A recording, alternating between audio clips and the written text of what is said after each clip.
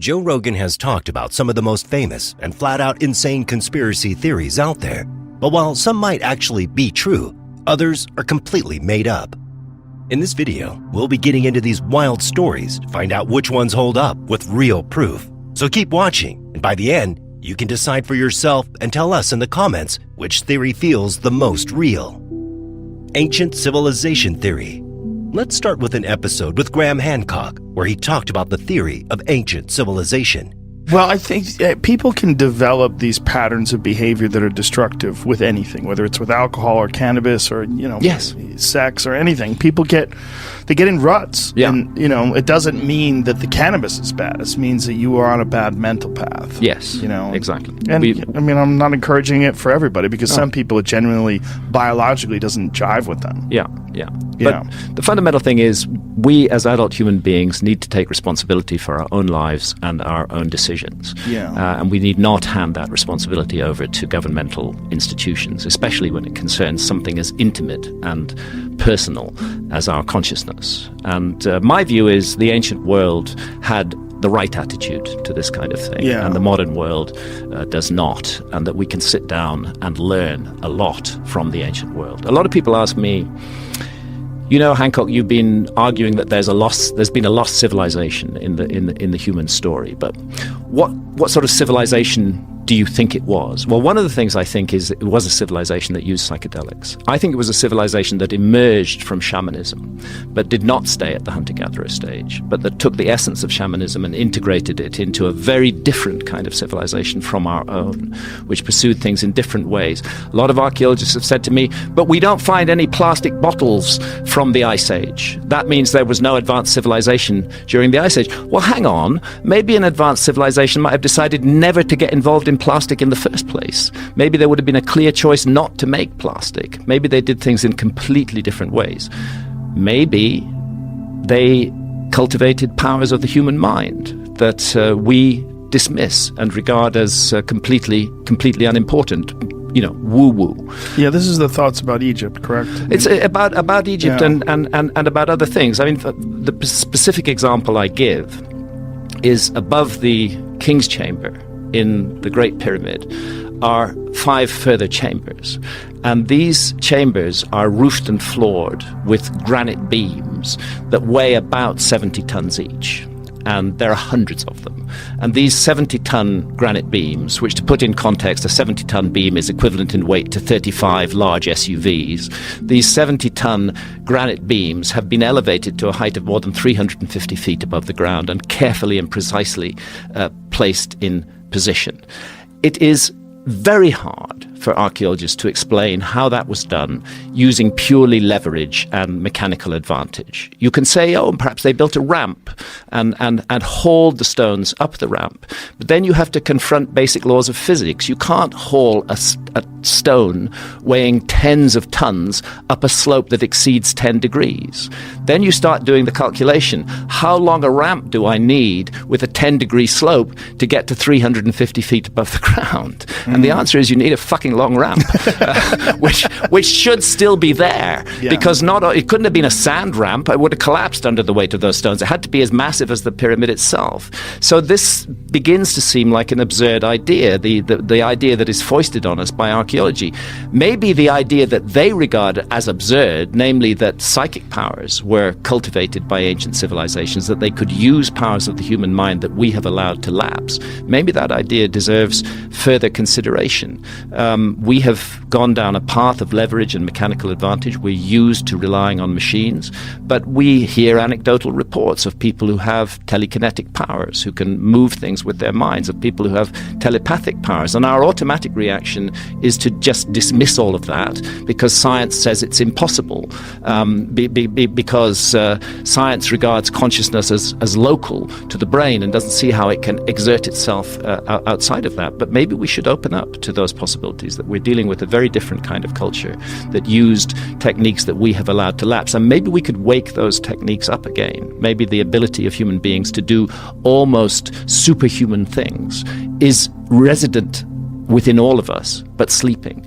Well, it's pure speculation that they use some sort of a telekinetic power, but it's Pure absolute. speculation. But it's absolute that they did something that we don't understand. If you think about the distance between us and the construction, just the modern accepted construction dates of the Great Pyramid, it's more than 5,000 years ago, or close to 5,000 years ago. Great Pyramid is supposed to be about 4,500 years old, yeah. That's really old. It's incredibly It's like, old, yeah. To think that someone back then could do something that would perplex us today with modern machinery. Yeah. And that somehow or another they figured this out. It's almost like what they had done was leave behind something that was so stupendous, so monstrously impressive that it would transcend time. Yeah. And that you would have to look at it even thousands and thousands of years later and say, hey, like this defies conventional explanation. This is not a simple, and I've seen some of the conventional explanations of the construction of the pyramid, and they conveniently neglect those chambers above the king's chamber. They do. They conveniently neglect a lot of those massive stones. Yeah. And it's because it's one of those things you just go, oh, I don't know. What is this, Jamie?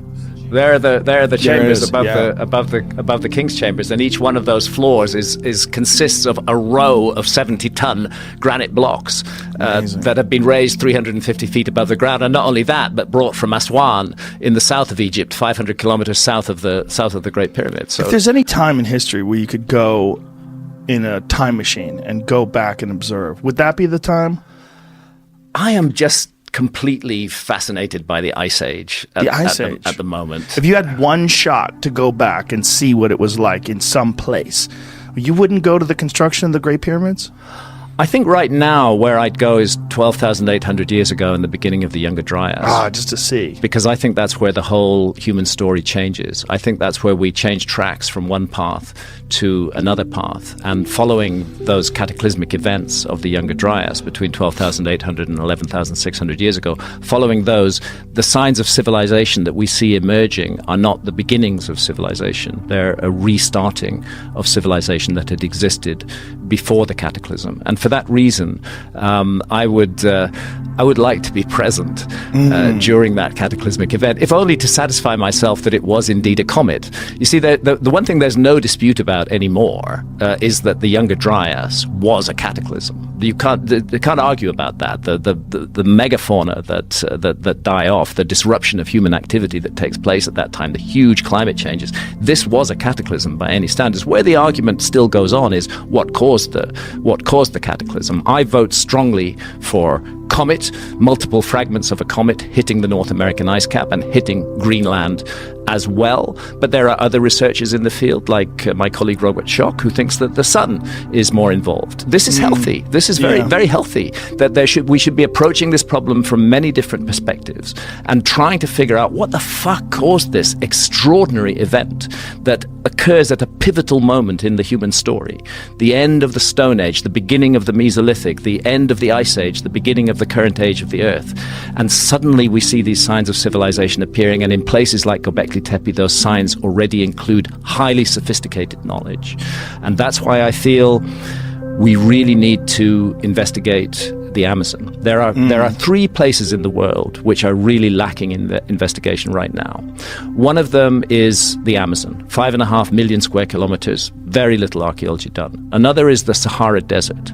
The Sahara Desert, tough place to work. I can understand why there's little archaeology done there, but the Sahara Desert was green during the Ice Age. It had a completely different climate regime. We should consider the possibility that missing parts of the human story are there. And then under the continental shelves, because sea level rose 400 feet. These are 3 domains that archaeology has largely not investigated, and it has largely not done so. They say, well, why would we spend the money on marine archaeology? It's much better to spend it on looking for shipwrecks rather than looking for signs of a lost civilization, because we archaeologists know there was no lost civilization. So that's the argument for the resources there, and the same with the Amazon, and the same with the Sahara Desert. Places in the world that those amongst us who are charged with the responsibility of interpreting the past have not looked at are the very...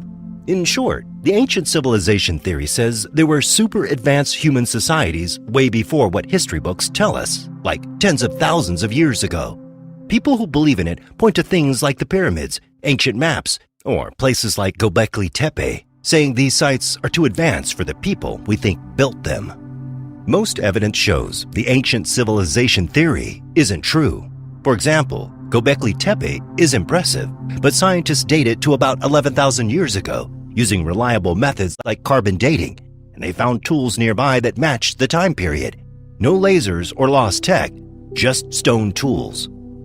The pyramids in Egypt were built about 4,500 years ago, and we found records, workers' tombs, and even graffiti from the people who built them, proving they weren't made by aliens or a super lost civilization. So far, no ancient blueprints, machines, or advanced materials have ever been found from these supposed lost civilizations. Scientists agree that while ancient people were smart and creative, the theory of a forgotten high-tech civilization just doesn't hold up when you look at the hard facts. JFK single bullet theory. So let's find one that we disagree on. I think you believe the official story of the JFK assassination, do you? More or less, yeah. More or less. Yeah. My belief, and this changes over time, I think that Lee Harvey Oswald was in on it. I think he was a part of it, but I think there were multiple people that were in on it. That's what I believe. Do you think there are multiple shooters? Yes. And one of the reasons why I believe that is because of the formation of the single bullet theory. And the single bullet theory was formed because the fact that they had to account for one bullet that hit the underpass, ricocheted off, and put some man in the hospital. And that before that, they did not have an explanation for why all of these bullet holes, all these wounds were in all these different people's bodies. The other reason why I'm inclined to believe there's a conspiracy was the fact that they found that bullet on Connolly's gurney when they brought him into the hospital. It's too convenient, and the bullet itself is fairly pristine. Now, knowing as much as I know about bullets from personal experience of hunting, you can't hit anything with a bullet. I pulled a lot of bullets out of animals. When you shoot an animal and you hit bone, those bullets, they distort brutally. I mean, they don't look like that after they go through two people and hit all sorts of bone. That's the bullet that came out of Connolly's body, or Connolly's gurney, excuse me. And that's the bullet that they're attributing to this single bullet theory. If you look at the path of the bullet that goes through Connolly, or goes through Kennedy and then goes through Connolly, that to me is not unbelievable. It's not unbelievable. That one is. But you got to look at the other one. But even that one, see what I'm saying? Even that one is not unbelievable. It is believable to me because I know that bullets do strange things when they hit things. Right, but you got to combine that with the fact that the bullet came out fairly pristine, which means it didn't actually go through a kind of a bouncy path like that. Right. It went through a straight path. This diagram is from a conspiracy theorist book. Essentially. Yes. But the thing there are is, other diagrams that will show the actual path with him. Like, they've got the butts there on the same level, and you know that Kennedy was actually sitting above Connolly. He was elevated, yes. So see if we can find one that has the actual seating arrangement, or more accurate seating. Well, the one right there with the red line in the right-hand side, the one on the right-hand side, that's a more accurate. From above, yeah. Yeah, from above. Yeah. There's also the fact that there was particles. There was more metallic particles from the bullets, more fragments from the bullet in Connolly's body than were missing from the bullet. I do not believe that was the bullet, and I think that is a very reasonable assumption. Well, you know what you should do? You should get one of those guns, get the same bullets, get some ballistic dummies with some bones inside, and start shooting. They've already done that. Yeah. Penn and Teller did that. Yeah, but some people have done it, and they have found pretty close to what actually happened. No, they didn't. Within the round. No. Every bullet that hit bone got distorted. That's just what happens. When you shoot those bullets into water, or you shoot those bullets into like fluff or something like that doesn't have a lot of impact to slow the bullet down, then you get a bullet that looks like that. If you shoot a bullet into bone, they distort wildly. But the bone was the last thing that it hit. But it doesn't matter. It's still hitting bone. But it stopped at that point. Yeah, but I mean, didn't it hit bone in Kennedy's body as well? Went through his neck, didn't it? So, the odds of it hitting only soft tissue, and it's going to go through his neck, and it came out here. That didn't clip one of his vertebrae or something like that. I don't think that's real. Yeah. I think also there's a difference between, and this is a fact, from David Lifton's book, Best Evidence, which was a book by an accountant who went over the Warren Commission report and found all these factual inaccuracies and all these contradictions. he found that there was a difference in the autopsy report at Bethesda, Maryland, the Bethesda Naval Hospital, versus what they had reported on the scene in Dallas. The first doctors that got a hold of Kennedy's body in Dallas before they flew him to Bethesda said that the hole in his neck was an entry wound. When they got to Maryland, they changed that to a tracheotomy hole. They changed the impact, and they said that this was not an impact from a bullet, that it was from something else. Yeah, someone said they enlarged the hole to insert a trach tube. Yeah, well, I think, there was also a lot of pressure on these people to try to wrap this up nice and tight and say that Lee Harvey Oswald was the shooter. There was, yeah. Yeah. Yeah, there's this big thing about the CIA inventing the FBI? The FBI, well, inventing the term conspiracy theory was a CIA thing. I think it was the CIA. Yeah, and this was a couple of years after the assassination. There was a memo that went out where they were concerned about all these conspiracy theories that were coming out. And they used the term conspiracy theories, and then they said they should try to basically debunk them and make the people who spread them around look like conspiracy theorists, basically. Right. So that the theory is that the term conspiracy theory came from that particular memo. But that memo, they never actually encouraged people to use the term. But yeah, there was a huge concern from the CIA that they would lose the trust of the public if everybody started believing that it was a conspiracy theory. Yeah. At least that's what they said. I mean, maybe there is a conspiracy and maybe they're just trying to cover it up. But did you see the most recent dump of information on the Kennedy assassination that Jack Ruby had stated to people that before the day of the Kennedy assassination, keep an eye out today, there's going to be fireworks?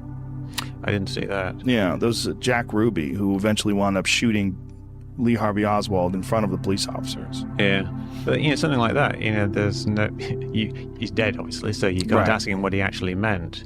And things like that take on a special significance after an event. True. Whereas he could be just talking about like he was going to go visit his ex-wife or something, or he was going to go to the bar, or he was looking forward to shouting at the parade or whatever. Right. Could have been nothing. Yeah. People say things, and after something happens, people go back and they look at everything that happened, and then they say, "Well, that sounds like something significant." Right. Like with the Vegas shooting, there was a woman walking around the crowd in the Vegas shooting, saying, "You're all going to die." At least this is what some people said. And this was like half an hour before the actual shooting itself. So people take that event, and then, since a lot of people did die, they think that this woman actually knew what was going to happen and she was trying to warn people. Right. But you also get crazy people wandering around saying things all the time, especially in Vegas. Yeah, and the problem with "you're all going to die" is that's a common one. Some guy was yelling that. We took pictures of him when we were in Vegas long before the shooting. It was a few months ago. We were we were in a car, and he was standing on the corner, and he had a stack of signs. I put it up on my Instagram. I know I did, because there was stacks of signs. He had not just one sign, he had like a long totem pole of signs with all these different things, and I was taking photos of it, and the guy was yelling out, "Everyone's going to die." I mean, he was yelling it out. That, God's wrath and all this, crazy religious stuff. That's a common thing for crazy people to shout. Yes. That's what they do shout. It's not like this woman was saying specifically, someone is going to shoot everyone at this concert, get out of here, this is a dangerous area. If she was trying to warn them, she would have been a bit more specific. Yes, very specific, right? If she knew something. Do you find it? No? I know I put it up there because we were mocking it. Maybe I put it on my Instagram story and it went away. I don't think so, though. I think it's there from, I want to say it was at least 6 months ago. But we were mocking this guy because this guy's got a lot of fucking signs. Like, one sign's not enough. I go, this is the reason why Twitter only has 140 characters for motherfuckers like this. I think I remember it was like July because it was like 120 degrees out too, wasn't it? Yes, it was very hot. Really hot. This goofy asshole had this giant stack of signs. So the back to the Kennedy thing. Yeah. What do you think happened? Do you think that Lee Harvey Oswald probably acted alone? I think he probably acted alone. I think the physics of what happened is fairly consistent with the single shooter theory. Now, admittedly, the magic bullet is a bit strange, but I don't think it's out of the bounds of possibilities. I do. Because of the fact that the metal particles, there's more bullet fragments in Connolly's body than were missing from that almost pristine bullet. And even though the fact that it hit Connolly at the very end, if it went through all that flesh and it didn't hit any bone until it hit his wrist, then it would not have been compromised very much ballistically. It would still be going incredibly fast. It still would have smashed into that bone. It did enough to break his wrist, and it would have distorted the bullet. That's just what happens with bullets. See, unfortunately, I don't really follow JFK conspiracy very much. And the reason I don't is that there are already, like, I think literally over 1,000 books on JFK. I've read a few. I got into Case Closed. That was Vincent Bugliosi's book. Is that who it was? But I was like, this guy's got an agenda. It just didn't. There's many books that you could read about the Kennedy assassination, and some of them favor the conspiracy, and some of them favor the assassination. I think a lot of them have merit on both sides. One thing that drives me crazy was people say that you could never make that shot. That's fucking bullshit. That's bullshit. This is why I know it's bullshit, because it was only like a couple hundred yards. Yeah. Like a couple hundred yards, shooting at something the size of a person's head is easy. What about Jesse Ventura trying to do the three shots, getting 3 shots off? He didn't know what he was doing. Look, I mean, first of all, if you were used to that rifle and you practice that, someone said, oh, the scope was off. I think that's bullshit too. The reason why I think that's bullshit is because it's easy to knock a scope off. You have to have a direct chain of evidence between the time Lee Harvey Oswald had that scope shooting that rifle, the moment he shot that rifle, and then you have to hand it off to someone who checks the scope right then. Because if you drop a rifle, the scope goes off. Just drop it. I've done that before. I dropped a rifle once when I was hunting in Wisconsin, and my scope was off by 6 inches at 100 yards. Just dropping it. So the idea that he could have never made that shot because the scope was off. Scopes get adjusted. That's what happens when you drop a scope. They move. That's a whole thing about ballistics. You have to check them. You go to the range, you set up a lead sled, you lay the rifle down so it's perfectly stable, you squeeze off a shot, you use the binoculars, you find out where the shot hit on the target, and then you adjust the scope. They're adjustable. So the idea that his scope was no good is crazy. The idea that shot was too far to make, insane. I think it was less than 100 yards when they think he made the first shot, which is a chip shot. That's a shot that you would make without even a rest. Now he's making this shot resting on the window, so he's perfectly steady. The idea that was impossible is crazy. The idea that no one can do that in 3 shots, that's been disproven. Someone can do it. Someone who's really good at reloading and loading can do it. Just because Jesse Ventura couldn't do it, but Jesse's super conspiracy-minded. Yes. Like, he goes all in with the conspiracy theories. That's the motivated reasoning part of things. Yeah. I don't know if he's doing it just for his show or because he really believes it. I worked with the same people that did his show. The reason why I did Joe Rogan Questions Everything is they wanted me to take over Jesse's show after he was done, and I was uninterested. I was like, I'm not that guy. I'm not like the I believe every conspiracy guy. I think people have a real weird vested interest in proving that things are a conspiracy. I'm interested in finding out what things really are, like legitimately what they really are. Yeah. And even if I'm wrong, like I'm not interested in reinforcing things I've already said. If I find out that what I said was wrong, I'm interested in repeating that I was wrong as many times as I can to get it out to as many people as I can. Yeah, I'm with you. Because I think it's important. Yeah. So this JFK thing, there's bullshit on both sides of it. But the idea that this guy who went over to Russia, married a Russian citizen, came back here, he was absolutely involved in some shady, weird shit with Cuba.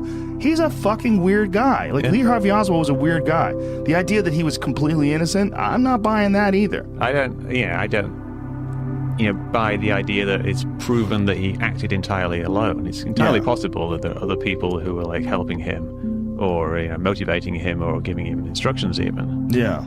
The thing I don't think is really proven is the additional shooter theory. It's not proven, and there have been people that said they heard things from behind them. Uh-huh. The problem with that is chaos. When you have gunshots, first of all, gunshots in an area like Dealey Plaza, the echoes ring out, and people claim to see things and hear things. They even believe themselves. If you tell someone that you heard something in the bushes and then you run away. That person will say, I heard something in the bushes, and then other people will repeat it. It becomes the... JFK, or President John F. Kennedy, was assassinated on November 22, 1963 in Dallas, Texas, while riding in an open-top car. He was shot and killed, and a man named Lee Harvey Oswald was arrested for the murder. The government's investigation, called the Warren Commission, said Oswald acted alone and used a rifle from a 6th-floor window. One big part of this is the single bullet theory, which says one bullet hit both JFK and Texas Governor John Connally, who was sitting in front of him. This bullet supposedly entered JFK's back, came out his throat, hit Connally in the back, broke his rib, went through his wrist, and ended up in his thigh, yet was found mostly intact afterward. Many people doubt this because it sounds unrealistic, but when scientists tested the angles, timing, and wounds using the Zapruder film, a famous video of the shooting, plus forensic analysis and ballistic tests, it showed that it actually could have happened. The bullet lined up with their positions, and the timing fits with Oswald's rifle. While some still believe in a second shooter or a conspiracy, there's no solid evidence proving that, and most experts agree the single bullet theory is weird, but possible and likely true based on the available proof.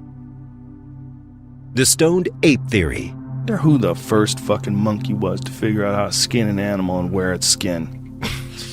You know, it had to be like in the monkey days, right? No, it feels like it'd be a couple generations away from the monkey. Maybe. Days, don't you think? Maybe it was monkeys, one... I just can't imagine a monkey doing that. One mean motherfucking chimp, and they were going north, and there's one dude who always annoyed him, so he kills him with a rock, and then uses the rock to take his fucking skin off and wears it to freak everybody else out. But then he realizes it makes him warm. Oh, and he can go a little further north. Uh-huh. It's like a movie. Okay. I like See it. the movie? Can you see that scene? I can see that that's what the entire movie leads up to. I wonder when the first monkey figured out he could kill an animal with like a tool. Like the first, like Australopithecus or one of those primitive humans. When the first one was that stabbed something, like stabbed a rat or a rabbit with a stick and went, holy shit. Right. I can just use this tool. Yeah. What other tools can I make? I'm going to start eating. Yeah. I'm going to eat good. Because if you didn't have a weapon, how hard is it for a person to kill something with your hands? What are you even going to get? What are you going to catch? What the fuck can you catch with your hands? Well, you can't catch a squirrel. You'd be just your hands, no tools. You'd be hunting and gathering mostly. I mean gathering, I would say. Yeah, you'd be eating shit that you found on the ground. Yeah. That's primarily what you would eat, and then once in a while you'd get something, an animal. But then they had, you're right. They obviously had to figure out different ways of getting animals. Well, it's one of the shifts that they think took place that allowed the human brain size to double over a period of 2 million years. Oh, really? Human brain size, apparently, I was listening to a Terence McKenna lecture on this once, and he was talking about how the human brain size doubled over the period of 2 million years. It's one of the biggest mysteries in the fossil record. And his idea was that they discovered mushrooms, and that the chimps over this period of time, or the monkey people, whatever the fuck they were, ancient hominids, had discovered mushrooms after the climate had shifted. And he backs it up. He did back it up, at least he's dead now. He backed it up with some climate data that we know from, core samples and stuff like that. Yeah. He thinks that they experienced climate change where the rainforest had receded into grasslands, and that this gave birth to the rise of ungulates like cows and deer and things like that. Yeah. And they would shit, these mushrooms would grow on their shit, and then they've observed a lot of these monkeys in the wild picking up cow patties and looking for grubs and beetles underneath it. Oh, I see. And they think they might have experimented with the mushrooms, and that if they experimented with psilocybin mushrooms, a lot of things could take place once they realized that it was not just a viable food source, but also provided them with a bunch of different benefits. One being their vision, and increases visual acuity. I know. It's so weird. Especially in low doses. Yeah. So it would make them see things better. Two, it makes them hornier, makes them more communal, and it makes them more creative. And all those things possibly could have given birth to language and to a lot of other things. They also think it's possible that creativity could have enabled them to start hunting. that they started using tools and thinking and trying to figure out ways around stuff and trying to, try to figure out how to make an effective weapon to kill something at a distance. Like the more they're thinking and becoming creative, the more that stuff's enhancing them. And this period of 2 million years is like a pretty profound jump for the human brain size. They think some of that also came to do with our desire to kill things with weapons.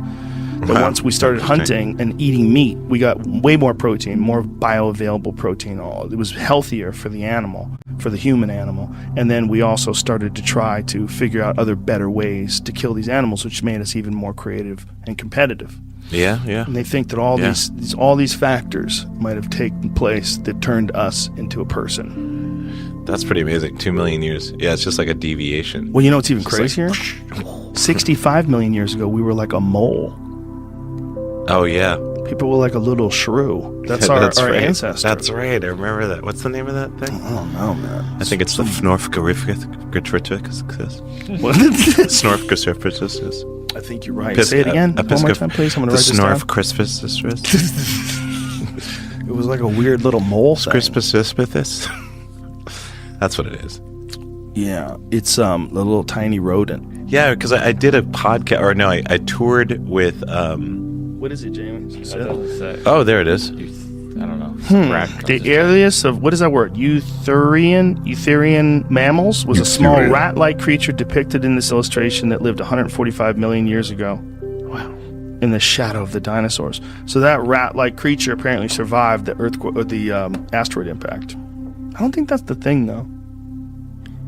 There's a formal name for it.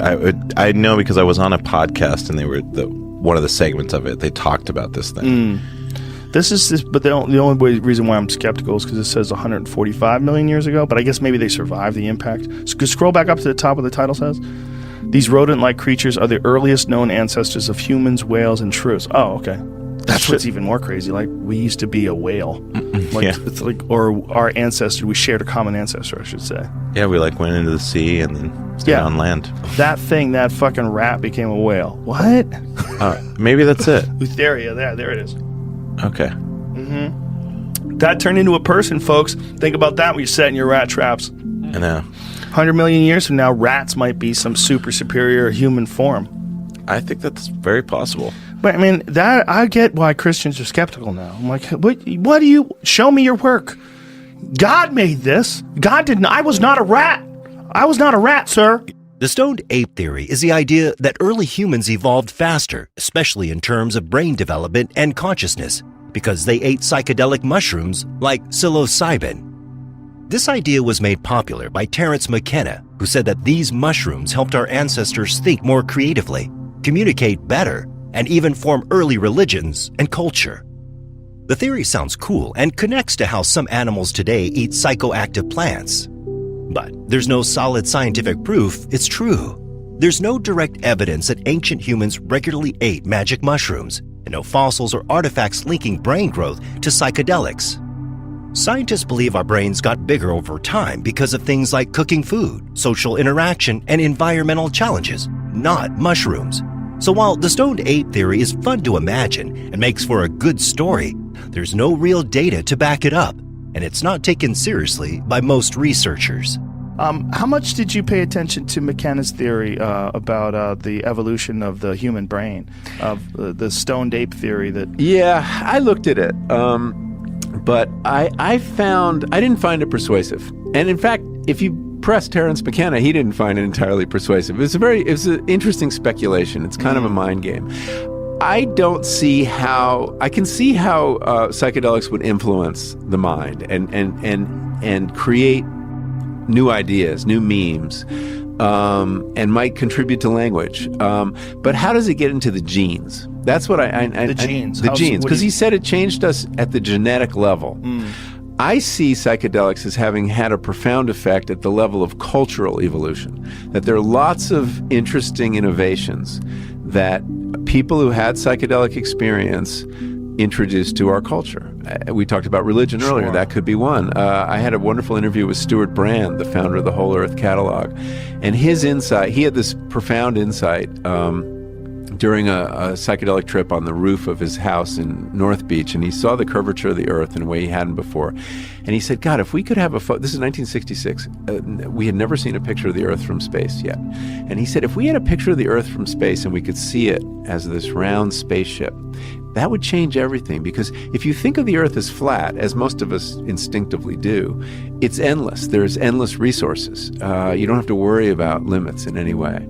But if we had that image, and he realized, I have to start a campaign to get NASA to turn the cameras around. They're on their way to the moon. Show us the Earth from space. Wow. And he said, I'm going to make a campaign. I know. And he says, this is on LSD. I'll make a button. Very important medium in 1966. I'll make a button.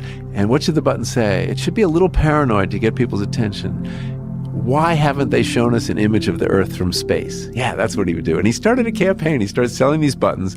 And the campaign got in the newspapers, and it goes viral, as viral as you could get in 1966. And 2 years later, NASA produced that image, and he put it on the whole Earth catalog, and that image galvanized the environmental movement. So it's those kind of memes that psychedelics introduces into culture, and that changes culture. That image changed culture. And I think there are hundreds of them. I mean, Steve Jobs talked about, his use of LSD is very important to his formative experience. And in fact, there's a whole tradition of computer engineers going back to the 50s using LSD that I wrote about in the book. So, but I don't see how we were selected genetically because of there was an advantage to the people who were taking a lot of psychedelics. That's where he loses me. That's necessarily his Maybe I'm theory. Misrepresenting it. His theory is that it coincides with climate change and these lower hominids experimenting with different food sources. So as the rainforests receded into grasslands, they started experimenting by flipping over cow patties and finding grubs and perhaps even mushrooms that were growing on these cow patties. And his theory was that there's a bunch of different benefits. One, low doses of psilocybin have been shown to increase visual acuity, which and would it's make given to hunting dogs in certain cultures. Yes. Yeah. Make you a better hunter, make you more in tune with what you're doing. That it would make you more. It would central nervous system arousal, including sexual arousal, make you more horny, which would make you more productive, procreate more often, and that the very unusual effect that psilocybin has on the mind could have led to language and could have also led to the expansion of neurons. Language could be part of cultural evolution. Sure. Yeah. The doubling of the human brain size, though, was the particular thing. That it coincided, according to McKenna, it's been... There's a lot of people that disagree with him. But his brother makes a very compelling case for it. His brother Dennis, who's still alive. Yeah. And he's a brilliant, brilliant guy. Yeah. He talked about it on this podcast. He talked about his take on the stoned ape theory, scientifically, why he believes it's really what happened. But that it does coincide with the changing climate of these ape-like people trying out different things. And that the doubling of the human brain size over a period of 2 million years is like one of the greatest mysteries in the entire fossil record. Yeah, but there are alternative theories. I mean, I wrote about one in my last book. All coincide. They may be. Cooking with fire can explain the increase in the brain size because you get more nutritional value from cooked food than raw food. The throwing arm, the desire to hunt all these different animals, and the calculating all these different ways to do that, and communication. Right. I think there's probably a bunch of coinciding factors. Yeah, and it may well be that people were eating everything, right? Our ancestors, it's amazing what they ate. And no doubt they ate psychedelic mushrooms, and no doubt, I mean, he also believed that language was a form of synesthesia, in the way that synesthesia, you can smell a musical note or something like that you're taking a sound, a meaningless sound, and you're attaching it to a concept that maybe that happened on psilocybin. But he had a bunch of ideas that never panned out. He was an incredibly creative person, and they're all, really interesting to think about. Some of them, I think you could probably discredit based on what we understand about genes and evolution, but other... The Shining theory. Ever saw as a kid was The Shining, and that's still still holds up. Terrifying still moments. Holds up. That's an interesting one, right? Because Stephen King didn't like it. Yeah, that makes sense because it is wildly different from it's a huge departure from the novel. Yeah. So I can imagine if you're an artist and then someone takes your artwork and they completely change it in many different ways. They changed it a bunch of ways, but they kept it a bunch of ways too. Mm-hmm. It became like a collaboration between him and Kubrick. because it was clearly his original idea, but Yeah. he wanted, I believe, Stephen King wanted that character to go crazy. He didn't want him to have this fucking edge, like right from the beginning. Like Jack Nicholson had an edge, like right from the beginning, and then became insane, and then became. Well, I know what it's like, to be an alcoholic who just stopped drinking, and I think you have that edge almost from the get-go. Yeah, a little bit, but I mean, Jack's Jack. That movie was so good. It was top 10 all-time fave for me. That's what's crazy. It's like someone needed to tell Stephen King, like, I know it wasn't the same thing, but god damn, it was good. It was so good. Dude, when those little girls are in the hallway and the fucking blood's coming out of the elevator, holy shit, that's a good movie. So many great moments. I love it. And back then when it came out, like, people don't understand. Like, The Shining is, like, what is that? 82 or something 1980, like that? I think. Is it? I think so. Is that what it is? Yeah. So 1980, people, you've got to understand. We're talking about a whole different world. Yeah. There's no special effects. If there are they're not very good. They're all, like, clunky. Yeah, you looking. had Empire Strikes Back. Yeah, but it's clunky. Yeah. The special effects are clunky. I guess Empire Strikes Back is pretty fucking dope. And then Alien was 79. That's right. All right. But that's it. Argument's falling apart. Blade Runner was 82. So there's really not much else, though. But there's a lot of clunky. So they did this movie with just all sets. all of the different crazy moments, like that bathroom moment with the axe coming through the door. There was so many of those moments. The moment with the old lady. Because Kubrick was a fucking master at creating suspense and using the sets and the color contrast. Like, just the color patterns are unsettling. And the fact that he used those twins they weren't twins. They were just little differences. That makes it unsettling. There's so many different ways. Do you know he used to do complex mathematics for fun?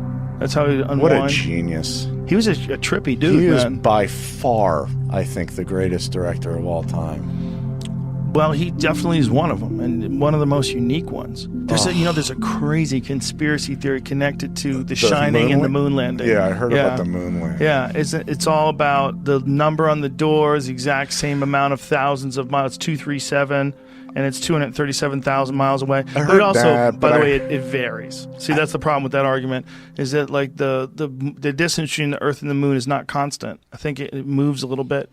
So I think it goes as far as 265,000 feet out, or miles rather, 265,000 miles out, and it goes to 237. But I think it varies. I think it goes like this. I think it has like an elliptical orbit around the Earth a little bit.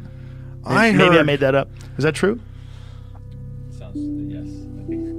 It sounds accurate. Sorry, I was in the middle of reading the 237 stuff.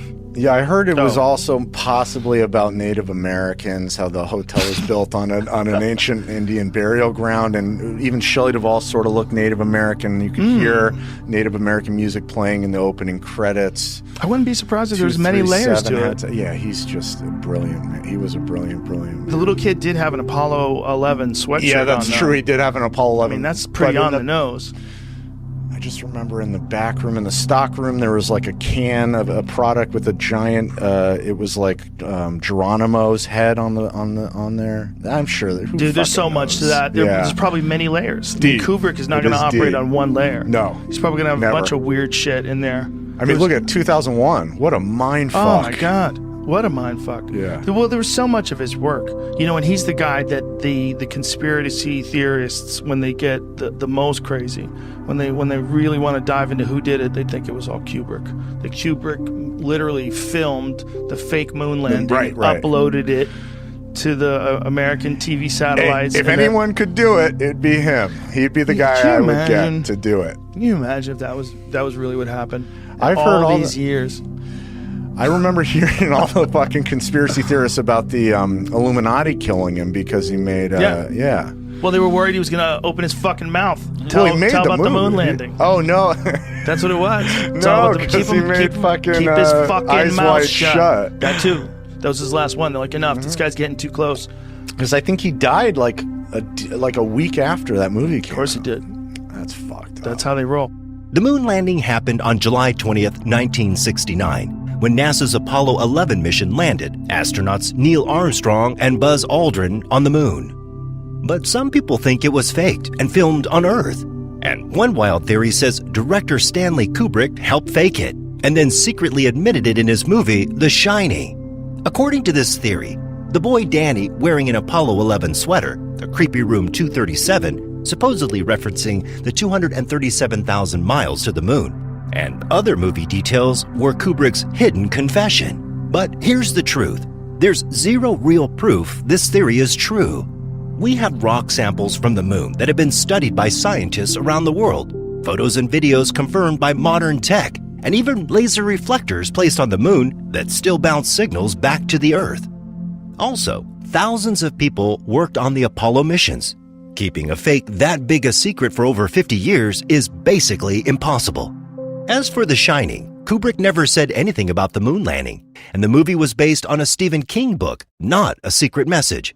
So while the theory is popular in conspiracy circles, the moon landing was real, and the Shining theory is just a creative but baseless idea. Space is fake theory.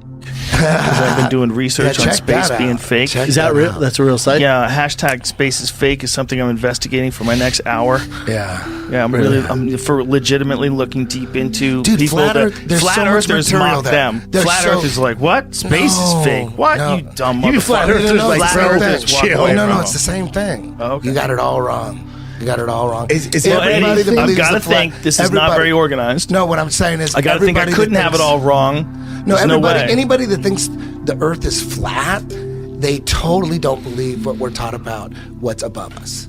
So when the people sun? say space Wait a is minute. fake, they What about the mean- sun? They mean all the stuff, information we're getting. You're lying about that shit. That it's not that it doesn't exist. Of course it exists. We see Right, it. of course. But space is fake sounds ridiculous. Like There's we're something up looking there. at it and it's fake. That's ridiculous. That's just not what the it means. It Truman means Show. that all the information we got about all We're those off. lights in the sky. Yeah, something They're else. They're lying NASA's to lying? us. They're lying to us. Why would NASA lie? And there's a reason, well, and I why can sit wouldn't here they, and tell you, Brian? but you guys don't want to hear it. Hold on. Wouldn't they? So I We'll don't give want you- to talk can you give about us the cliff notes? it. The cliff notes are man. Have you studied any kind of a? He doesn't need to from- be. Let's hear just a few of it. The goal has always been for the most powerful emperors is a one world government. They always wanted a one world government. All the Roman emperors, they try to figure out, they try to do different combinations. How about and they would fall, and a new emperor would come and go, you know what? I'm gonna fucking rule World the world domination, in other words. Aztecs. I'm not gonna let my soldiers get married. That way we'll have a stronger army. They have different philosophies. Everyone believed different shit. But they all wanted a one world government. There's no way to have a fucking one world government. Nobody's into that shit. Right. Not even other rulers from small countries are like, one world government, that's gonna put me out of a job. Fuck your one world government. People that don't know shit about politics don't want a one world government. Sure. There's no way you're gonna sell a one world government. It's impossible. The only way to make a one world government work is to have the people embrace it. They have to want it because nobody wants it. So the trick is to make people want it, to embrace it. There's only one way. I gotta pee. There's only Hold one on, way. Joe. This is very You're gonna important. miss I've out heard on this. I know this. Oh, okay. I don't know. The only way, and they've known this forever. The Vatican knew this. The Vatican, the Pope wanted to rule the world. They all knew it, but they couldn't do it. They all knew it, but they knew one way, but there's no way how they're What's going to the pull it one off. way, man? The only way is if there was some extraterrestrial threat from up above us. That would be the only way to have everyone embrace the one world government. They all knew that for years. But it didn't work That's so the far. plan. They could never It's a make shitty it plan, work. though. They didn't have the technology 500 years ago. The Vatican knew about it. They wanted it. And you go to the Vatican, you see paintings of like Have you been there? UFOs with aliens in them. And back when I used to believe in UFOs, but before I figured out that UFOs they want us to believe in UFOs. They're preparing us for a fake alien invasion. That's always been the plan. a one world government. The only way to do it is to get us to embrace it. And the only way to embrace it is from an alien attack. Ronald Reagan talked about it many times at the UN, CFR. He talked about it because wouldn't it make, he looked at all the leaders of the nation, of the world, and said, wouldn't it make our lives easier if we just had some kind of extraterrestrial threat? He said that shit. He said that in front of the UN. Like he's trying to get everybody into I don't think he ever said that. No, he said that many times. It's on video many times. Ronald Reagan? Ronald Ever Reagan. heard of him, Brian? Ever heard of him? George Bush speeches. was vice president. Right. He was talking about, and there's many videos of him saying, what lies before us. He's in front of the nation doing a State of the Union address, saying what lies before us is the opportunity to forge a new world order, an order. Because he's talking about like. Do you think that means the space is fake? Yes. No. When people ask me why would they fake space, it's always been about a fake alien attack. You can't have a fake alien attack. I've never heard a politician ever talk about a fake alien attack. You can't have a fake alien attack though. Without space. But I've never heard a politician You talk have to have about space first. So they always, you know who promoted space more than anybody? Who wanted Nazis. Who wanted Nazis? Russians. But before the Nazis, you know who wanted space? Aztecs. No, the Vatican. Mayans. The Vatican. They have all the biggest, they have all the astronomers. They're all Jesuit Vaticans, all of them. All the ones that are giving us this information about space, they all come from the Vatican. The Vatican has the most powerful Vatican said telescope. that the Earth... You know what the name of the Wait a Vatican minute, the telescope Vatican is? doesn't have the most powerful Yes, telescope. they do. You know what its name is? What It is has it called? the most powerful telescope, the Vatican. And you know what name it is? I've What? done the research on YouTube. on I have the YouTube. links. But You know what the name of this? Do you know Isn't what the the biggest name one in of Chile? this? The most powerful telescope in the world. It's in the Vatican. What Do is you know it? Lucifer? Lucifer's What? dick balls. Lucifer's dick and balls. I've never seen this fucking telescope. Yeah, it's legit, dude. I think the biggest one's in Chile. I think they have to be in high It's in altitude. the Vatican. Yeah, I don't think it's in the Vatican. You guys didn't. So when people ask me, why would they fake all this shit? Well, I don't think that's the biggest telescope, This Eddie. is just a crazy theory. It certainly is. We're Now, talking I've about never a theory. heard- It's Here's the funny. thing, these it's a funny theory. But Eddie, these new Chile Very Large Array telescopes that they're creating are fucking gigantic, and they take guys over know- enormous pieces of land. Listen, I was with you. Google I was the with Very you. Large Listen, I was with Array. you. It's called the Very Large Telescope. I watched the documentary with you at your house. It was like 2001, and Yeah, it said in 5 years Yeah. it's a documentary about them putting together the Very Large Telescope in Chile, and they're talking about by the year 2005 we're gonna have 3 telescopes linked with a computer to make us. We're gonna see further into space than ever before. None of that shit came. What are you talking about? None I of think that shit came. Is that They up? said- Is the Very Very Large Array up yet? Nope, It's a very not up. large telescope. But I know they have images. they have them in Hawaii. What's Isn't that? it weird? Isn't it weird that every space documentary, all the series, I had them all, Joe had them all, we watch them all the time. I try to remember all the shit about a neutron star and a supernova. I was balls deep. Me and Joe were balls deep into space. And then every now and then we'd watch this documentary after documentary. Morgan Freeman got the universe. We had that all shit that was shit. good. I DVR'd all that shit. Anything that said space. Will Smith I was has a new fucking one. ball. I thought I was better than people and shit because I knew so much about space. And every now and then I'd watch all that shit and wonder what. This is all cartoons. Eddie, why not? This is all hold on a cartoons. second. And then I go, okay, whatever. And then I keep watching. All DVDs on space are all CGI. There's nothing real. And everyone watches that. They believe it. The narration is all programming. What's above us and what we're on, we're being lied to. Once you go flat, you never go back. Listen, This is a campaign. Listen, they're lying to us about everything, Yes. dude. Who is it's they, not about, though? It's not about. Who are it's not they, about Eddie? belief. They, Eddie, Here's who's the one they? thing. This is the one thing I want to say. Okay. It's like it's not that we believe something ridiculous and you don't believe it. We're gullible. We're gullible. We believe some weird shit about the flat earth. We believe some weird shit. You don't believe it, you're smart. It's not about that. It's about we actually don't know what we're on, and we always say that. We don't know, but based on all the shit that we got by the mainstream, we don't believe that. Here's what you believe that. So it's not that we believe something crazy and you don't because you smell it, the bullshit. But isn't there a scientific tradition? We look at it totally different. We look at it as you believe you use all this, this shit from NASA. Hold on. And we don't believe any of that shit. Yeah, but you use that. We don't Wait, believe that Eddie, shit. you use that microphone, you use a cell phone, right? The space is fake theory is a conspiracy that claims outer space doesn't exist the way scientists says it does. Some people say space is just a CGI trick, a dome over Earth, or part of a big lie by NASA and world governments. They often point to things like NASA footage glitches, reused images, or the way astronauts move during spacewalks as proof it's all fake. Some even say that stars aren't real, or that rockets never leave Earth. But there's no solid evidence behind this theory. In fact, we have satellites in orbit that give us GPS, weather forecasts, and internet. Amateur astronomers can see planets and galaxies with their own telescopes.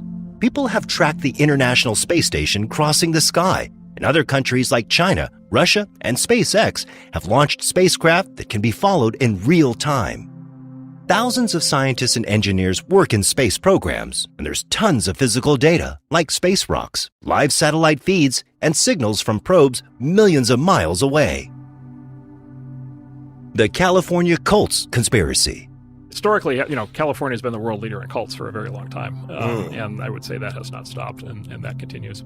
Did you know that the building that I bought for my comedy club initially was owned by a cult? Fantastic. It was owned by a cult from West Hollywood called the Buddha Field that migrated out to Austin when they were being investigated by the Cult Awareness Network. God, it's fantastic. Yeah. Are they gone or are they still there? No, they're gone. There's a great documentary on it called Holy Hell. Yeah. You should watch it. It's pretty bonkers. But they're from California. From California. The People's Temple, part of this great story of San Francisco is the People's Temple, which became famous for the Jim Jones, where they killed everybody, killed everybody with poison Kool-Aid in the jungles in Guyana. That was a San Francisco cult for like a decade, right, before they went to the jungle. And everybody talks about the jungle. Nobody talks about the San Francisco part. So are there a bunch that are running right now that are successful? Big time. Yeah, totally. Really? Yeah, oh, yeah, totally. Yeah, yeah. Do you know them? There's cults all over the place. I know a bunch of them, yeah. Wow. Yeah, yeah. And how are they run? Well, some of them are older. There's two sort of groupings. There's the sort of 60s cults that are still kind of running. Like which ones? There's There's one called The Family in like Southern California that's still going from the 60s. Really? There's a bunch of them, running around. There was a big cult for a long time, sort of cult-ish kind of thing around. What was it? Not Erewhon, but Esalen. So there's still like that whole orbit. That's the psychedelic groups. All that stuff, yeah. That's from the 60s. And then there were a bunch of sort of tech cults in the 80s and 90s with names like the Extropians. There were a bunch of these guys. And then more recently, there's a lot of this. You'll hear these terms like rationalist, post-rationalist, effective altruism, existential risk. Long-termism, they sometimes say. And what you find is the people associated with these tend to be very smart. They tend to be very prolific. They tend to do a lot. Many of them are involved in tech, and then they end up with, let's say alternative living arrangements, alternative food and sex configurations, and lots of group-oriented, and it's like, what's the line, right? What's the line between what's the line between a social group that all lives together, that all has sex together, that all eats the same foods, that is not a cult, that engages in lots of it's like at some point they start to form belief systems that are not compatible with the outside world, and they start to kind of go on their own orbit. Do they generally have a leader? There are generally leaders. There is a pattern, but I think he talks about it in the book Chaos. There typically is a pattern. There's typically a guy. Yeah. There's typically there's a male female dynamic, right, that plays out inside these things that you kind of see over and over again. And so they often end up with more women than men, for mysterious reasons. And then there's usually some kind of leader. Although the other thing's happening now is a lot of modern cults, or kind of quasi cults. There'll be a physical component, but there's also an internet component now, right? And so the ideas will spread online, right? And so there'll kind of be members of the cult or quasi members of the cult or quasi members of the quasi cult that'll be online, and maybe at some point they actually come and physically join up. So, and by the way, let me say, like, generally I'm pro cult. Like, I'm actually quite pro cult. Well, it's the same reason I'm pro fringe, right? Which is like you're going to have if you're going to have people who are going to be thinking new things, they're going to tend to be these kinds of people. They're going to be people who are on the fringe. They're going to come together in groups. When they come together in groups, they're going to exhibit cult-like characteristics. What you're saying resonates. Everything you're saying makes sense. But how did you get to these conclusions? Like it seems that like accepting fringe and accepting the chaos of San Francisco, like, oh, this is good. This is a part of it. This is how this works. This is why it works. Yeah. Like, how did you develop that perspective? Well, it's just, if you take a historical perspective, it's just like, okay, I mean, it's like, just an easy example. If you like rock music, it just basically modern rock and roll basically came from the Haight-Ashbury in the basically mid to late 60s, and then from Laurel Canyon, which was another one of these sort of cultish environments in the mid to late 60s. And there was like specific moments in time in both of these places. And, basically all of the great rock and roll from that era that determined everything that followed basically came out of this. So, do you want that or not? Right. If you want it, that's what you get. I'll give you, here's a crazy. There's the other book about Laurel Canyon that's even crazier than Chaos. It's the book called Weird Scenes in the Canyon. Okay, you would love this one. So Laurel Canyon was like the Haight-Ashbury of Los Angeles, right? So Laurel Canyon was like the music scene, the sort of music and drug and hippie scene of Laurel Canyon's actually where the hippie movement started. There was actually a specific group in Laurel Canyon in LA in about 1965. There was a guy named Vito Polikas, and he had a group called the Freaks, and they were like a non-violent version of the Manson cult, and it was all these young girls, and they basically would go to clubs, and they were the ones to do the beads and the hair and like all the leather, like all the hippie stuff, like they got that rolling.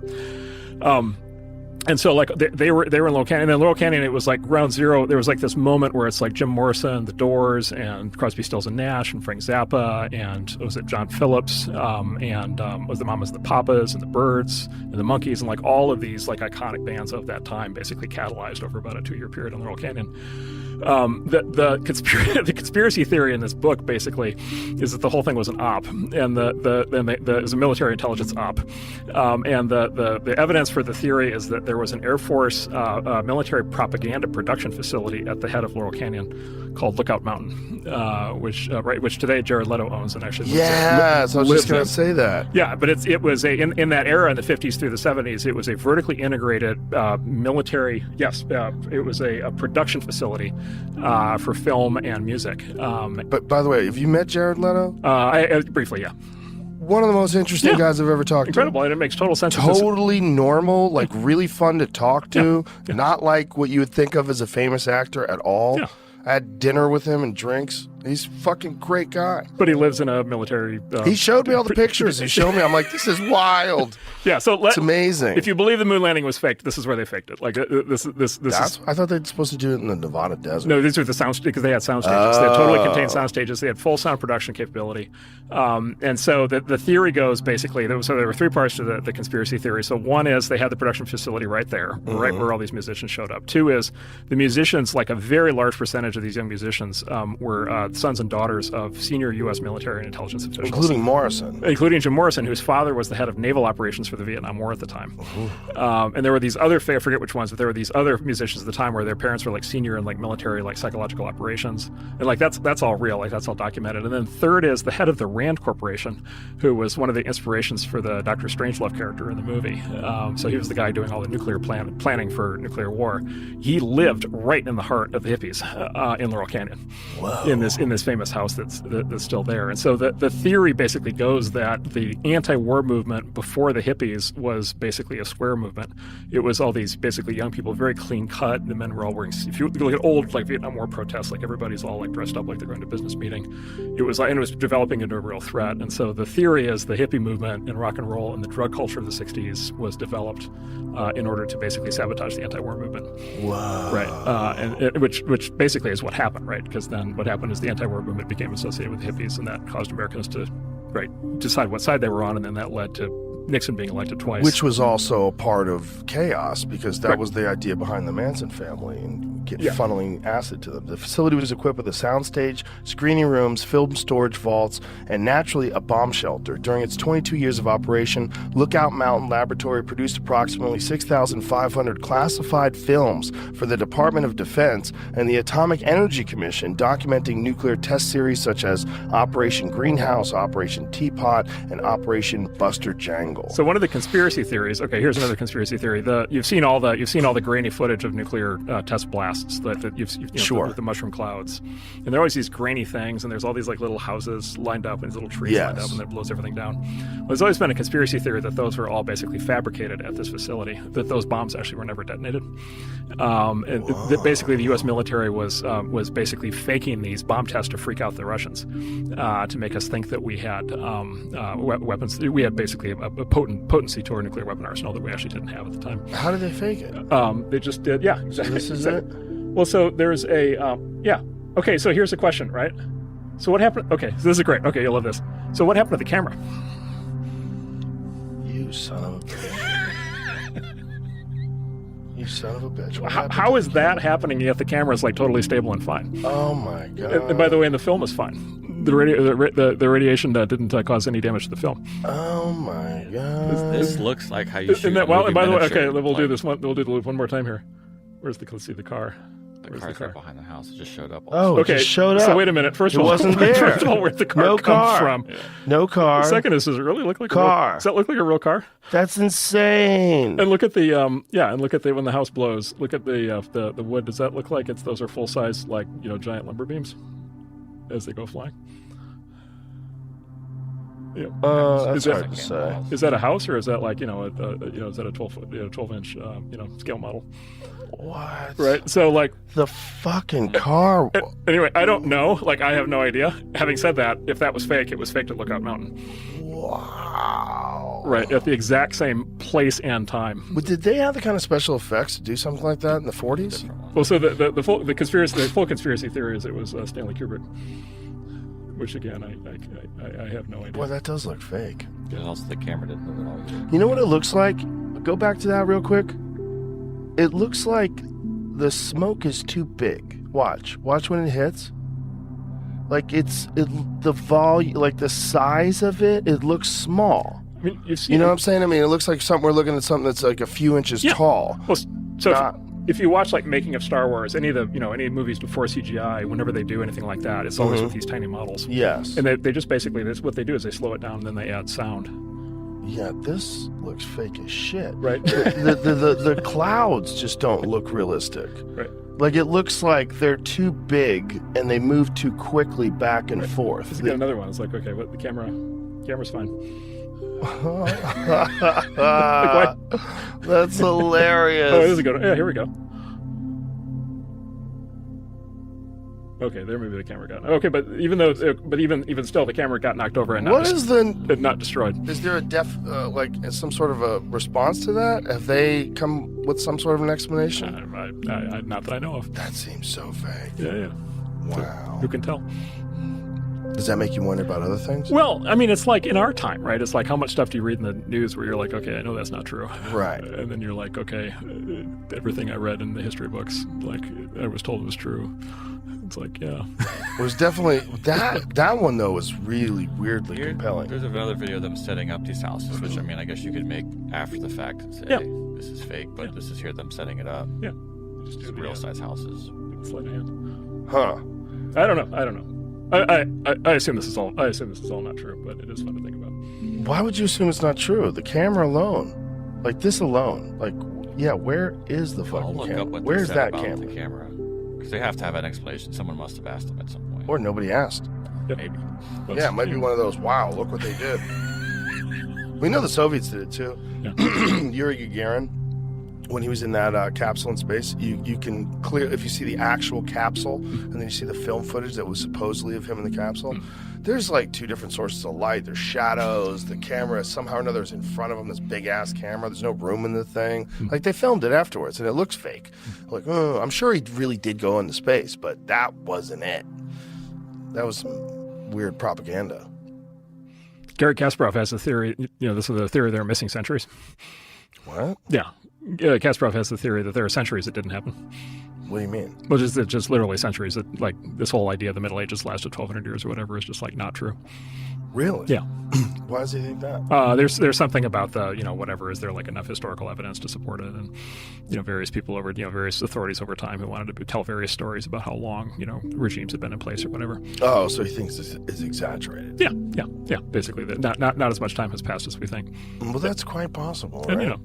The California cults and Laurel Canyon theory connect the rise of weird cults in California with the 1960s music scene in Laurel Canyon, a neighborhood in Los Angeles where many famous rock stars lived, like Jim Morrison, Frank Zappa, and members of the Byrds and the Mamas and the Papas.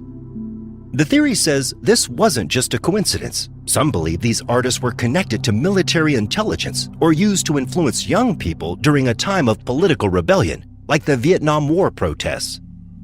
It points out that many of these musicians had family ties to the military or intelligence agencies, and that the music, drugs, and counterculture movement may have been part of a government experiment or psyop. But while it's true that some of these artists had military backgrounds in their families, there's no real proof of a secret government plan. A lot of this theory comes from speculation, books like Weird Scenes Inside the Canyon, and connecting dots that don't have hard evidence. Most historians and journalists say the music scene was more about creativity, rebellion, and coincidence rather than conspiracy. So while it sounds spooky and interesting, the Laurel Canyon theory isn't backed by solid facts, just a mix of real history and imagination. Let me know in the comments which of these theories you think are actually true, and which ones are just complete nonsense. And if you like this video, check out my other ones. They're just as crazy and interesting.